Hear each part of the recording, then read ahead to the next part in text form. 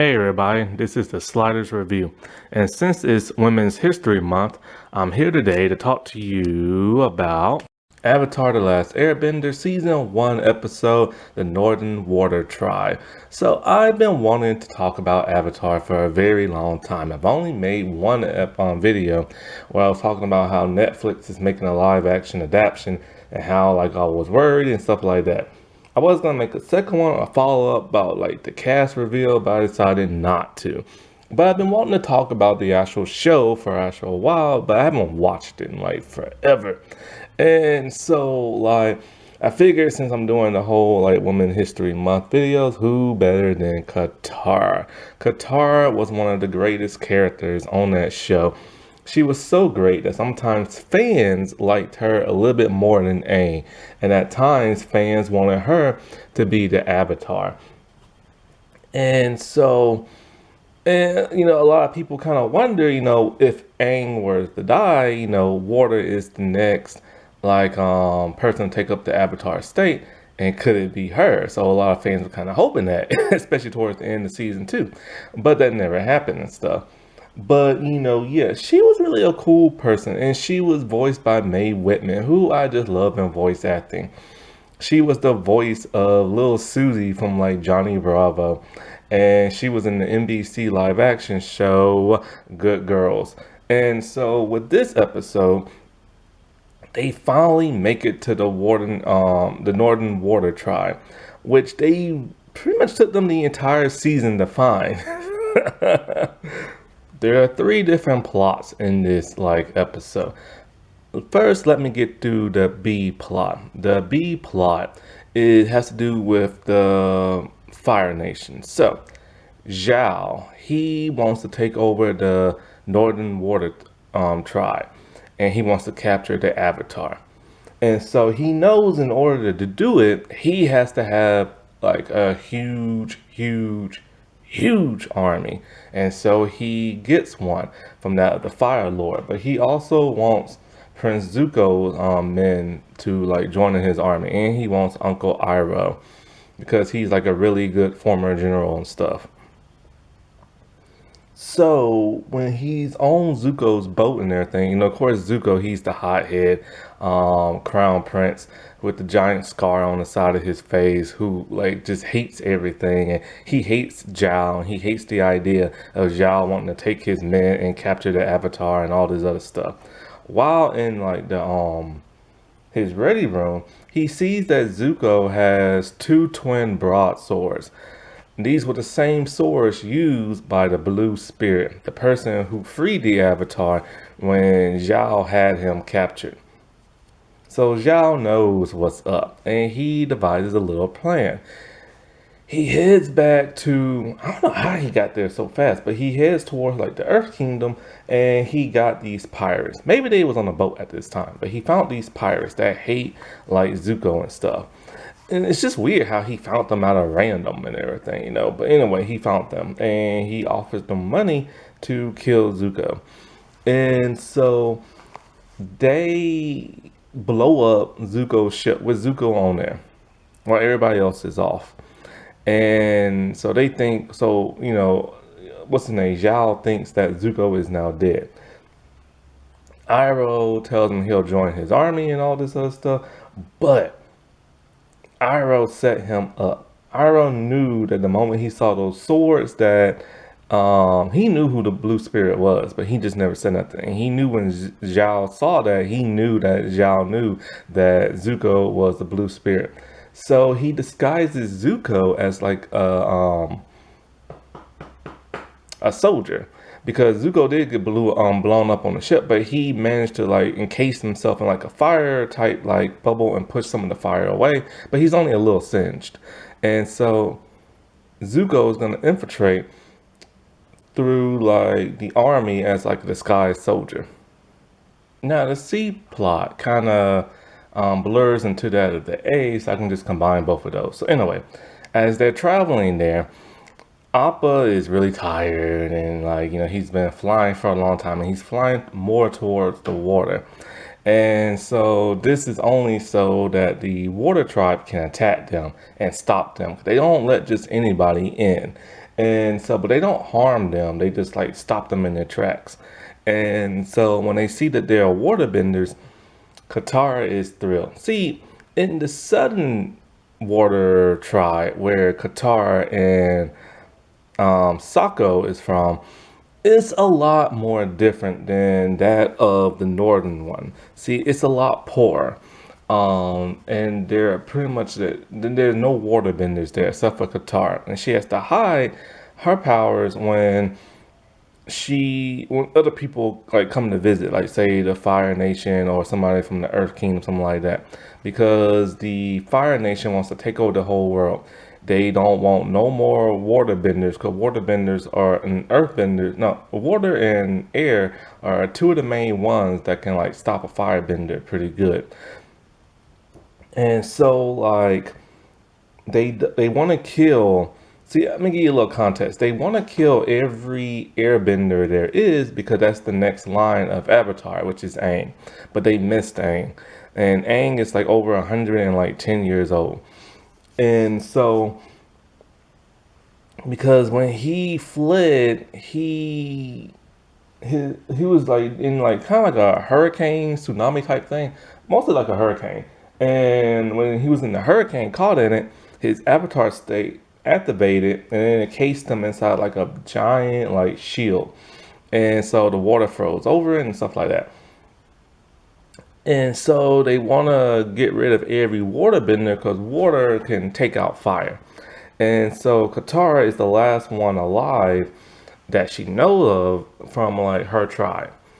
And so the northern one, it's a lot harder to take them down because they have like way more like waterbenders, and they're more fierce, and they live in these giant like nice homes made of like ice and stuff like that. Whereas in the southern one, they live in like tiny little like shack of igloos, and and there's not nothing like. And no, they don't even really live in igloos, I don't think. I can't really remember what they live in. It's been a long time since I saw this. So anyway, and so, they're a lot poorer than the northern people. When they actually get to go into the northern water tribe, it is amazing looking. There are like huge like buildings, bridges, like a huge castle mansion type thing, and it's all made of ice. And I love the way they use their powers to like open the bridge and close the bridge, and like open the walls and close the walls, and they make all of their buildings through water bending. I remember when I first saw Avatar The Last Airbender, I saw like a clip of it on TV, and I'm like, ugh, this is kind of stupid. So I never watched it again. And then I was on YouTube around the third season was out, before it came out, I think. And I was on YouTube, and I remember I saw this clip from this episode of Katara, on what she's about to do towards the end of this episode. And I was like, whoa, this is kind of awesome. So then like, this is back when reruns were around. So I went to like Nickelodeon, and I just started watching every episode in the reruns until like the premiere of the third season came out. And I fell in love with this show. The second season is my all-time favorite. And that finale in the third, it's probably the best finale ever. And so while they're there, they meet like, the person who's in charge there, and they meet his daughter, who's a Princess Yue. And so Sokka, he's head over heels when he sees Yue for the first time. And so he's trying to like, hit on her and this and that. And there are times where she seems like she's interested and times where she's not. So it's really confusing and conflicting. And so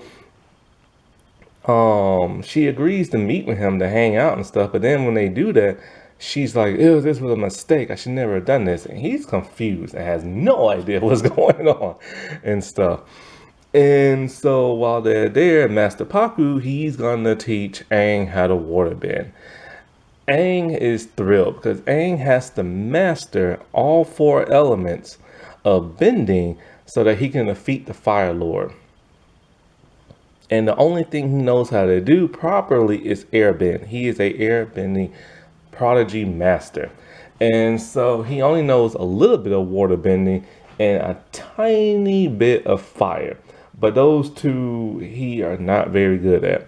And so Katara, she knows how to waterbend, just not as properly as a master, only because she had to teach herself when she was a little girl. And then when she started traveling with Aang around like the Earth Kingdom and the world and stuff, she found this like waterbending scroll and she taught herself how to do that. But she's good, but she's not good, you know? And so she's thrilled because she's all like, I get to learn how to waterbend finally by like a master and stuff like that. And so when they go to their lesson, they realize that women are not allowed to fight when it comes to water bending. The only thing a woman is allowed to do is heal, and they can heal themselves with water. Katara did that by mistake when she got burnt. When Aang was like learning how to firebend, he went out of control and burnt her hands. And so she doesn't understand why that is. It's just old tradition way. They're like old, like it's like 1950s type traditions, you know, where a woman has to like go in the kitchen and cook and the man gets to go out and do whatever he wants. So it's like that. And of course, Katara is like upset. Aang is upset, but Aang knows he has to stay there and learn how to waterbend. And so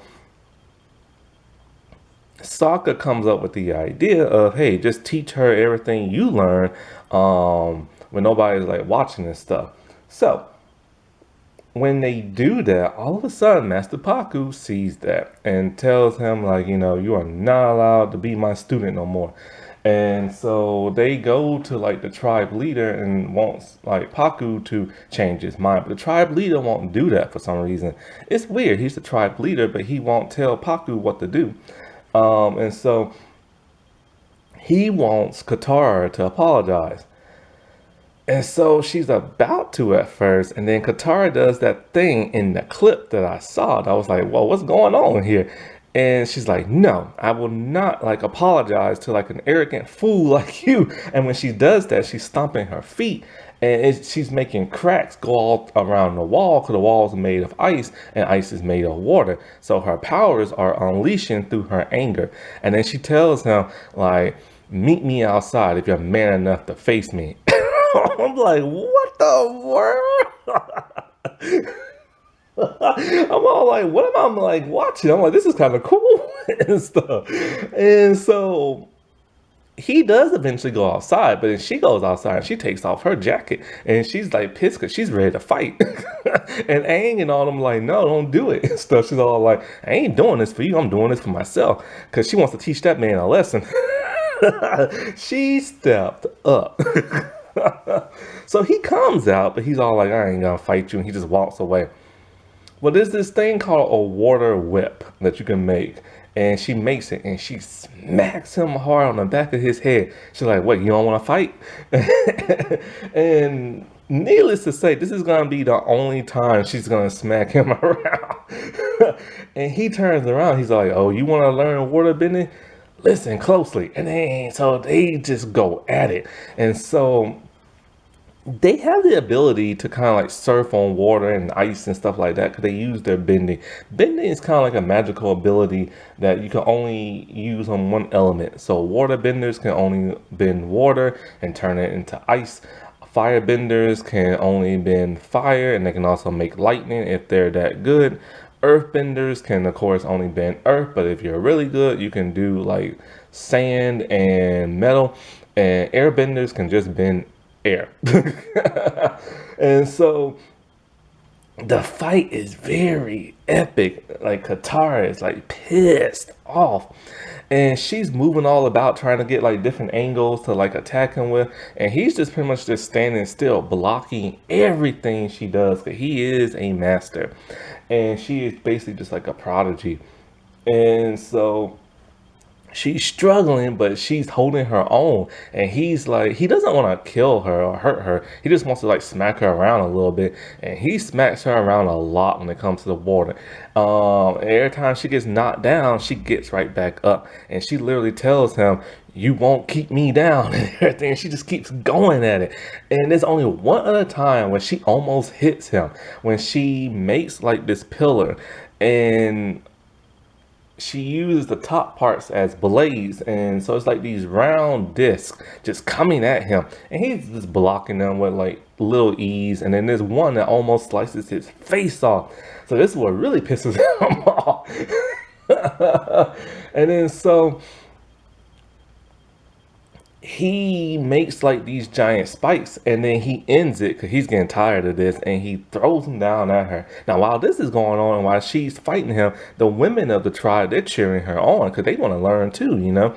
And so he makes the spikes go down on her like in like where it like pins her and stuff while she's standing up. This knocks off her brooch, and her hair is all mangled. There's one thing I love about this animation, is all hand drawn animation. They only put it in the computer to put like, you know, to make it move around and like to add the colors to it. But it's all hand drawn, and it's amazing too.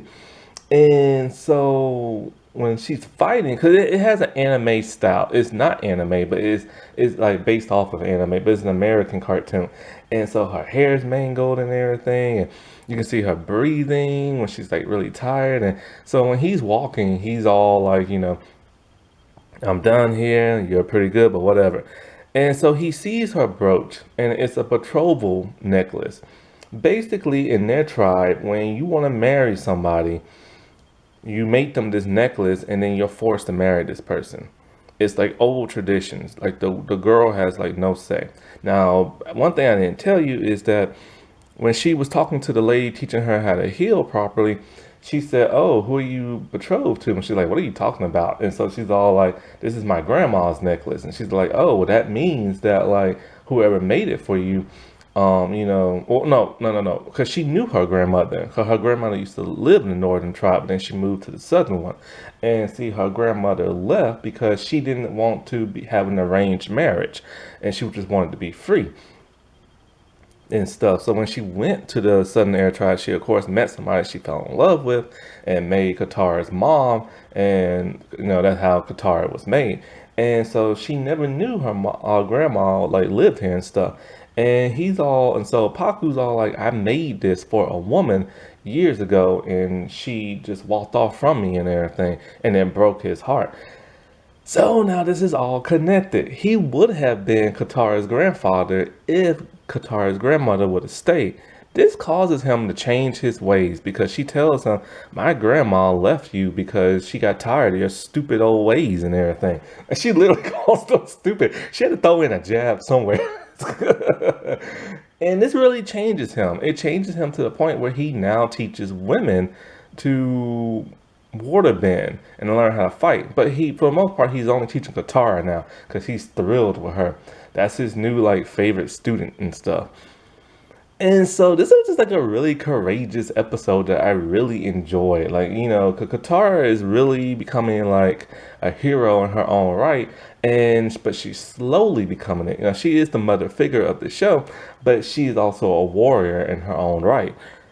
Now, as for Sokka and Yue, the thing that's going on with her is that she reveals to Sokka that she has a betrothal necklace. So she is engaged at the age of 16. And she doesn't want to be married to this dude because she likes Sokka for some strange, bizarre reason after only meeting him for a few minutes. So yeah, that's what's going on between those two.